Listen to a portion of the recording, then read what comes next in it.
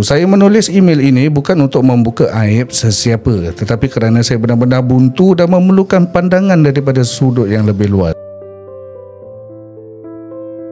Sudah lama saya berkahwin dan saya sangat sayangkan isteri saya. Tapi sejak kebelakangan ni, saya berasa seperti diri saya semakin hilang.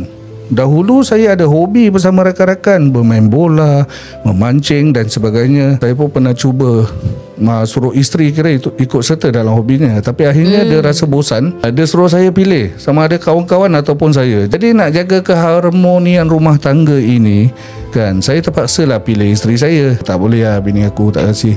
Kena inilah, takut bini kan. Saya hormatkan dia, saya tahu dia cintakan saya. Tapi kadang-kadang saya terfikir sebagai suami, adakah saya perlu minta izin setiap kali saya ingin lakukan sesuatu yang saya suka? Di mana sempadan antara hormat dan kehilangan identiti sendiri. Bila saya kerja lebih masa nak tambahkan pendapatan, tapi dia marah sebab saya balik lambat. Katanya tak spend time dengan kita, cari duit apa lagi penting. Jadi saya bukan tak bersyukur, saya tahu dia banyak berkorban dan saya pun cuba nak jadi suami yang baik. Tapi di mana ruang untuk diri saya? Saya tak mahu rosakkan nama baik dia. Saya tak nak kami bergaduh, tapi dalam diam saya tertekan.